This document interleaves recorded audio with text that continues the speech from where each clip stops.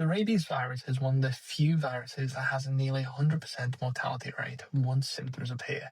But before it kills you, it does something rather specific. It reprograms your behavior to maximize its spread. You become hydrophobic, terrified of water. Not because the virus damages your ability to drink, but because swallowing now triggers a painful throat spasm. Why? So you avoid water, which means the virus-filled saliva accumulates in your mouth, then you become aggressive, agitated, and more likely to bite. The virus has turned you into a vehicle for itself. The progression is quite horrifying. After the initial bite, the virus slowly travels along your nerves to your brain. This can take weeks or even months to do. You feel fine during this period, but once it reaches your central nervous system, you're doomed. You start to develop flu-like symptoms, then confusion, and then agitation. The characteristic symptom of rabies, however, is hydrophobia. Some patients panic at the sight of water, or even the sound of it being poured. You produce excessive saliva, but can't swallow. You may become hyperstimulated or extremely aggressive. Hallucinations start to set in, then paralysis, then coma, and then ultimately death, often from respiratory failure. Yet what makes rabies particularly terrifying is how targeted it is. The virus doesn't just kill you, it uses you. It manipulates specific brain regions to alter your behavior in a way that serves its viral transmission.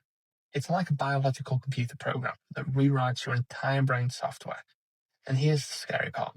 There are only a handful of people who've ever survived symptomatic rabies, and that's through the Milwaukee Protocol.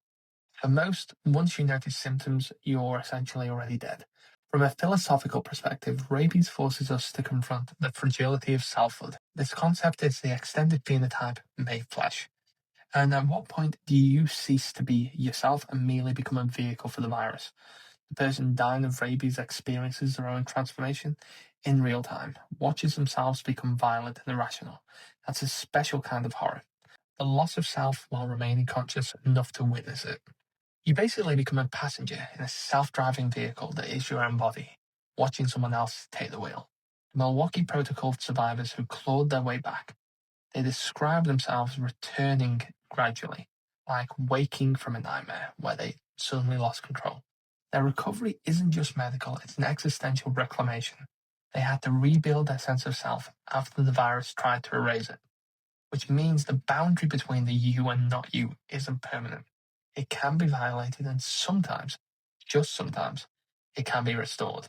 The self can be lost, and against almost all odds, it can return. And that might be the most terrifying lesson that the rabies virus can teach us. You are not as solid as you think you are.